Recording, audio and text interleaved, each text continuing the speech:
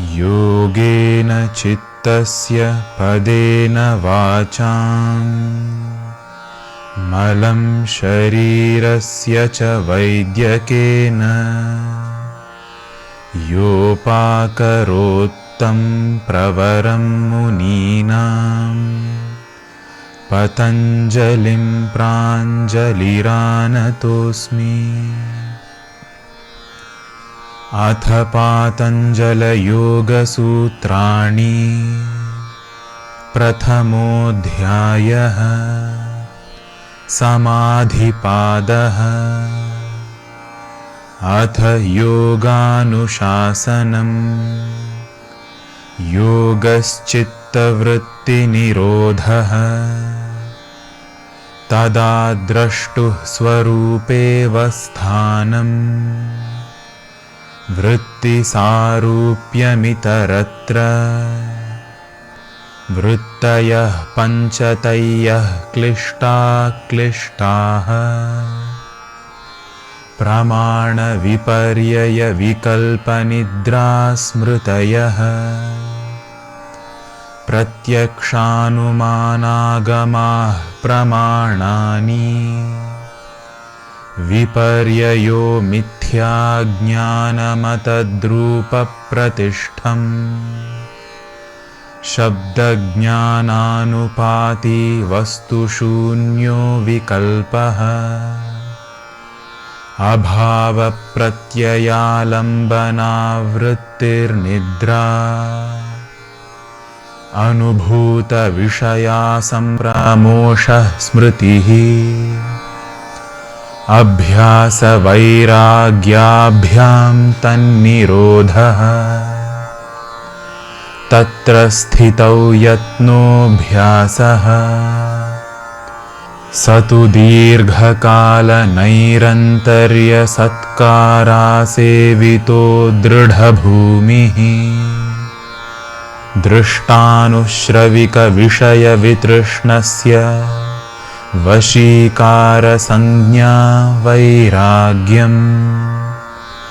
तत्परं पुरुषख्यातेर्गुणवैतृष्ण्यम्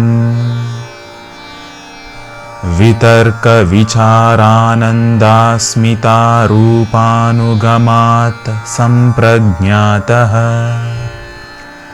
विरामप्रत्ययाभ्यासपूर्वः संस्कारशेषोऽन्यः भवप्रत्ययो विदेहप्रकृतिलयानाम् श्रद्धावीर्यस्मृतिसमाधिप्रज्ञापूर्वक इतरेषाम् तीव्रसंवेगानामासन्नः मृदुमध्याधिमात्रत्वात् ततोऽपि विशेषः ईश्वरप्रणिधानाद्वा क्लेशकर्मविपाकाशयैरपरामृष्टः पुरुषविशेष ईश्वरः तत्र निरतिशयं सर्वज्ञबीजम् स पूर्वेषामपि गुरुः कालेनानवच्छेदात् तस्य वाचकः प्रणवः तज्जपस्तदर्थभावनम् ततः प्रत्यक्चेतनाधिगमोऽप्यन्तरायाभावश्च व्याधिस्त्यानसंशयप्रमादालस्याविरतिभ्रान्तिदर्शनालब्धभूमिकत्वानवस्थितत्वानि चित्तविक्षेपास्तेऽन्तरायाः दुःखदौर्मनस्याङ्गमेजयत्वश्वासप्रश्वासाविक्षेपसह तत्प्रतिषेधार्थमेकतत्त्वाभ्यासः मैत्रीकरुणामुदितोपेक्षाणां सुखदुःखपुण्यापुण्यविषयाणां भावनातश्चित्तप्रसादनम् प्रच्छर्दनविधारणाभ्यां वा प्राणस्य विषयवती वा प्रवृत्तिरुत्पन्ना मनसः स्थितिनिबन्धिनी विशोका वा ज्योतिष्मती वीतरागविषयं वा चित्तम् स्वप्ननिद्राज्ञानालम्बनं वा यथाभिमतध्यानाद्वा परमाणुपरममहत्त्वान्तोऽस्य वशीकारः क्षीणवृत्तेरभिजातस्येव मणेर्ग्रहीतृग्रहणग्राह्येषु तत्स्थतदञ्जनता समापत्तिः तत्र शब्दार्थज्ञानविकल्पैः संकीर्णा सवितर्का समापत्तिः स्मृतिपरिशुद्धौ स्वरूपशून्येवार्थमात्रनिर्भासा निर्वितर्का एतयैव सविचारा निर्विचारा च सूक्ष्मविषया व्याख्याता सूक्ष्मविषयत्वं चालिङ्गपर्यवसानम् ता एव सबीजः समाधिः निर्विचारवैशारद्येऽध्यात्मप्रसादः ऋतंभरा तत्र प्रज्ञा श्रुतानुमानप्रज्ञाभ्यामन्यविषया विशेषार्थत्वात् तज्जः संस्कारोऽन्यसंस्कारप्रतिबन्धी तस्यापि निरोधे सर्वनिरोधान्निर्बीजः समाधिः इति पतञ्जलिविरचिते योगसूत्रे प्रथमः समाधिपादः द्वितीयोऽध्यायः साधनपादः तपस्वाध्यायेश्वरप्रणिधानानि क्रियायोगः समाधिभावनार्थः क्लेशतनूकरणार्थश्च अविद्यास्मितारागद्वेषाभिनिवेशाः क्लेशाः अविद्याक्षेत्रमुत्तरेषां प्रसुप्ततनुविच्छिन्नोदाराणाम् अनित्याशुचिदुःखानात्मसु नित्यशुचिसुखात्मख्यातिरविद्या दृग्दर्शनशक्त्योरेकात्मतेवास्मिता सुखानुशयी रागः दुःखानुशयी द्वेषः स्वरसवाही विदुषोऽपि तथारूढोऽभिनिवेशः ते प्रतिप्रसवहेयाः सूक्ष्माः ध्यानहेयास्तद्वृत्तयः क्लेशमूलः कर्माशयो दृष्टादृष्टजन्मवेदनीयः सति मूले तद्विपाको जात्यायुर्भोगाः ते ह्लादपरितापफलाः पुण्यापुण्यहेतुत्वात् परिणामतापसंस्कारदुःखैर्गुणवृत्तिविरोधाच्च दुःखमेव सर्वं विवेकिनः हेयं दुःखमनागतम् द्रष्टृदृश्ययोः संयोगो हेयहेतुः प्रकाशक्रियास्थितिशीलं भूतेन्द्रियात्मकं भोगापवर्गार्थं दृश्यम् विशेषाविशेषलिङ्गमात्रालिङ्गानि गुणपर्वाणि द्रष्टादृशिमात्रः शुद्धोऽपि प्रत्ययानुपश्यः तदर्थ एव दृश्यस्यात्मा कृतार्थं प्रति नष्टमप्यनष्टं तदन्यसाधारणत्वात् स्वस्वामिशक्त्योः स्वरूपोपलब्धिहेतुः संयोगः तस्य हेतुरविद्या तदभावात् संयोगाभावो हानं तदृशेः कैवल्यं विवेकख्यातिरविप्लवाहानोपायः तस्य सप्तधा प्रान्तभूमिः प्रज्ञा योगाङ्गानुष्ठानादशुद्धिक्षये ज्ञानदीप्तिराविवेकख्यातेः यमनियमासनप्राणायामप्रत्याहारधारणाध्यानसमाधयोष्टावङ्गानि अहिंसा सत्यास्तेय ब्रह्मचर्या परिग्रहायमाः जातिदेशकालसमयानवच्छिन्नाः सार्वभौमा महाव्रतम् शौचसन्तोषतपः स्वाध्यायेश्वरप्रणिधानानि नियमाः वितर्कबाधने प्रतिपक्षभावनम् वितर्काहिंसादयः कृतकारितानुमोदिता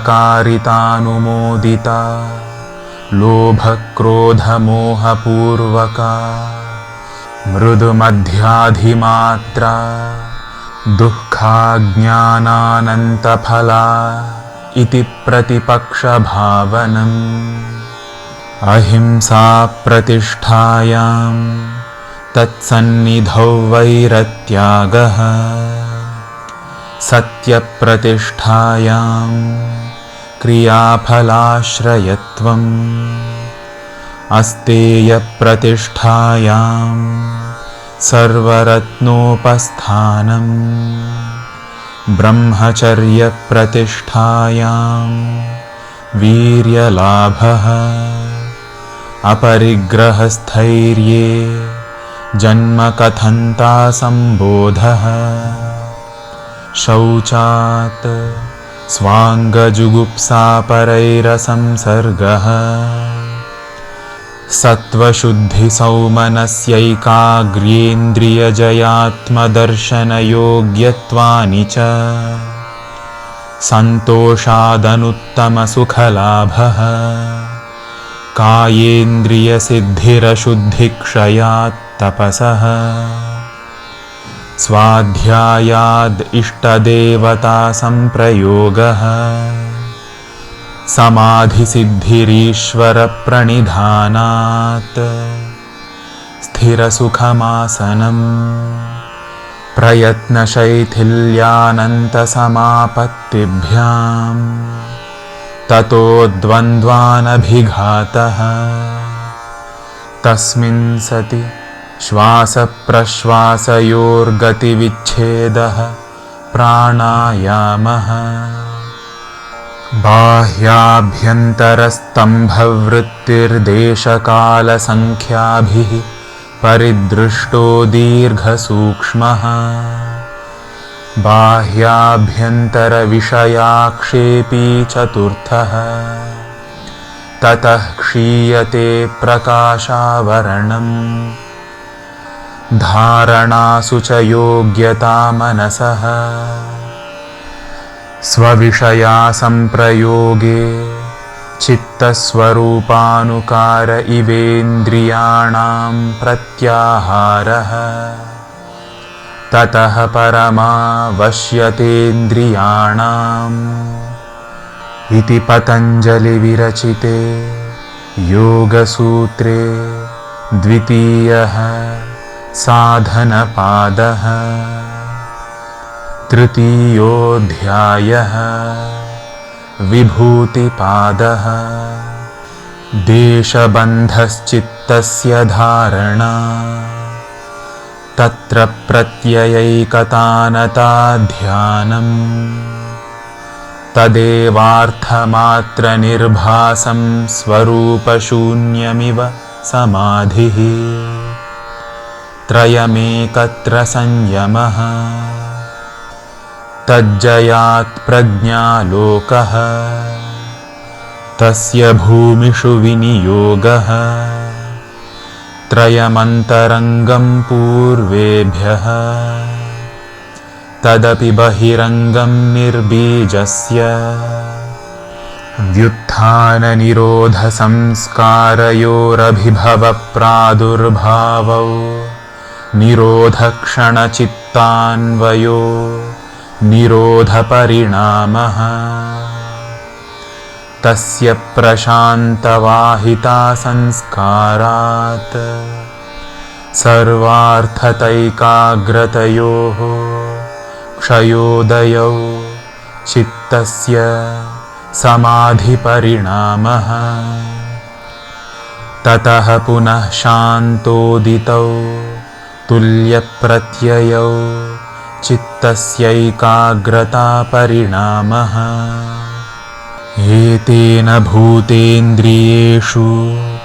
धर्मलक्षणावस्थापरिणामा व्याख्याताः शान्तोदिता व्यपदेश्य धर्मानुपातिधर्मी क्रमान्यत्वं परिणामान्यत्वे हेतुः परिणामत्रयसंयमाद् अतीतानागतज्ञानम् शब्दार्थप्रत्ययानामितरेतराध्यासात् संकरस्तत्प्रविभागसंयमात् सर्वभूतर्तज्ञानम् संस्कारसाक्षात्करणात् पूर्वजातिज्ञानम् प्रत्ययस्य परचित्तज्ञानम् न च तत्सालम्बनं तस्या विषयीभूतत्वात् कायरूपसंयमात् तद्ग्राह्यशक्तिस्तम्भे चक्षुः प्रकाशासंप्रयोगेऽन्तर्धानम् सोपक्रमं निरुपक्रमं च कर्म तत्संयमादपरान्तज्ञानमरिष्टेभ्यो वा मैत्र्यादिषु बलानि बलेषु हस्तिबलादीनि प्रवृत्त्यालोकन्यासात् सूक्ष्मव्यवहितविप्रकृष्टज्ञानम् भुवनज्ञानं सूर्ये संयमात् चन्द्रे ताराव्यूहज्ञानम् ध्रुवे तद्गतिज्ञानम् नाभिचक्रे कायव्यूहज्ञानम् कण्ठकूपे क्षुत्पिपासानिवृत्तिः कूर्मनाड्यां स्थैर्यम् मूर्धज्योतिषि सिद्धदर्शनम् प्रातिभाद्वा सर्वं हृदये चित्तसंवित् सत्त्वपुरुषयोरत्यन्तासङ्कीर्णयोः प्रत्ययाविशेषो भोगः परार्थत्वात् स्वार्थसंयमात् पुरुषज्ञानम् ततः प्रातिभश्रावणवेदनादर्शास्वादवार्ता जायन्ते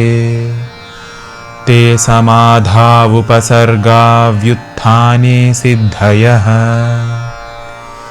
बन्धकारणशैथिल्यात् प्रचारसंवेदनाच्च चित्तस्य परशरीरावेशः उदानजयाज्जलपङ्ककण्टकादिष्वसङ्ग उत्क्रान्तिश्च समानजयाज्ज्वलनम् श्रोत्राकाशयोः सम्बन्धसंयमाद्दिव्यं श्रोत्रम् कायाकाशयोः सम्बन्धसंयमाल्लघुतूलसमापत्तेश्चाकाशगमनम् बहिरकल्पिता वृत्तिर्महाविदेहा ततः प्रकाशावरणक्षयः स्थूलस्वरूपसूक्ष्मान्वयार्थवत्त्वसंयमाद्भूतजयः ततोऽणिमादिप्रादुर्भावः कायसम्पत्तधर्मानभिघातश्च रूपलावण्यबलवज्रसंहननत्वानि कायसम्पत् ग्रहणस्वरूपास्मितान्वयार्थवत्त्वसंयमादिन्द्रियजयः ततो मनोजवित्वं विकरणभावः प्रधानजयश्च सत्त्वपुरुषान्यताख्यातिमात्रस्य सर्वभावाधिष्ठातृत्वं सर्वज्ञातृत्वं च तद्वैराग्यादपि दोषबीजक्षये कैवल्यम् स्थान्युपनिमन्त्रणे सङ्गस्मयाकरणं पुनरनिष्टप्रसङ्गात् क्षणतत्क्रमयोः संयमाद्विवेकजं ज्ञानम् जातिलक्षणदेशैरन्यतानवच्छेदात् तुल्ययोस्ततः प्रतिपत्तिः तारकं सर्वविषयं सर्वथा विषयम् अक्रमं चेति विवेकजं ज्ञानम् सत्त्वपुरुषयोः शुद्धिसाम्ये कैवल्यमिति इति पतञ्जलिविरचिते योगसूत्रे तृतीयः विभूतिपादः चतुर्थोऽध्यायः कैवल्यपादः जन्मौषधिमन्त्रतपः समाधिजाः सिद्धयः जात्यन्तरपरिणामः प्रकृत्या पूरात् निमित्तमप्रयोजकं प्रकृतीनां वर्णभेदस्तु ततः क्षेत्रिकवत् निर्माणचित्तान्यस्मितामात्रात् प्रवृत्तिभेदे प्रयोजकं चित्तमेकमनेकेषाम् तत्र ध्यानजमनाशयम् कर्मा शुक्ला कृष्णं योगिनस्त्रिविधमितरेषाम् ततस्तद्विपाकानुगुणानामेवाभिव्यक्तिर्वासनानाम् जातिदेशकालव्यवहितानामप्यानन्तर्यम् स्मृतिसंस्कारयोरेकरूपत्वात् तासामनादित्वं चाशिषो नित्यत्वात् हेतुफलाश्रयालम्बनैः सङ्गृहीतत्वादेषामभावे तदभावः अतीतानागतं स्वरूपतोऽस्त्यध्वभेदाद्धर्माणाम्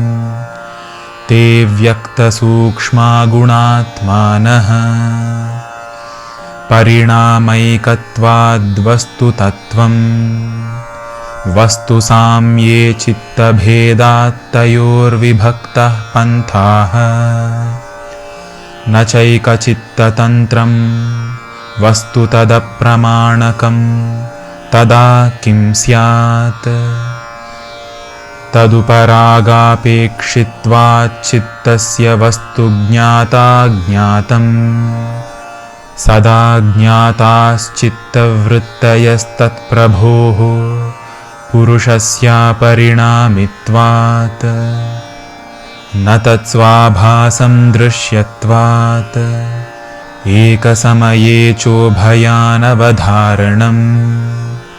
चित्तान्तरदृश्ये बुद्धिबुद्धेरतिप्रसङ्गः स्मृतिसङ्करश्च चितेरप्रतिसङ्क्रमायास्तदाकारापत्तौ स्वबुद्धिसंवेदनम् द्रष्टृदृश्योपरक्तं चित्तं सर्वार्थम् तदसङ्ख्येयवासनाभिश्चित्रमपि परार्थं संहत्यकारित्वात् विशेषदर्शिन आत्मभावभावनाविनिवृत्तिः तदा विवेकनिम्नं कैवल्यप्राग्भारं चित्तम् तच्छिद्रेषु प्रत्ययानन्तराणि संस्कारेभ्यः हानमेषां क्लेशवदुक्तं प्रसङ्ख्यानेऽप्यकुसीदस्य सर्वथा विवेकख्यातेर्धर्ममेघः समाधिः ततः क्लेशकर्मनिवृत्तिः तदा सर्वावरणमलापेतस्य ज्ञानस्यानन्त्याज्ञेयमल्पम् ततः कृतार्थानां परिणामक्रमसमाप्तिर्गुणानां क्षणप्रतियोगी परिणामापरान्तनिर्ग्राह्यः क्रमः पुरुषार्थशून्यानां गुणानां प्रतिप्रसवः कैवल्यम् स्वरूपप्रतिष्ठा वा चितिशक्तिरिति इति पतञ्जलिविरचिते योगसूत्रे चतुर्थः कैवल्यपादः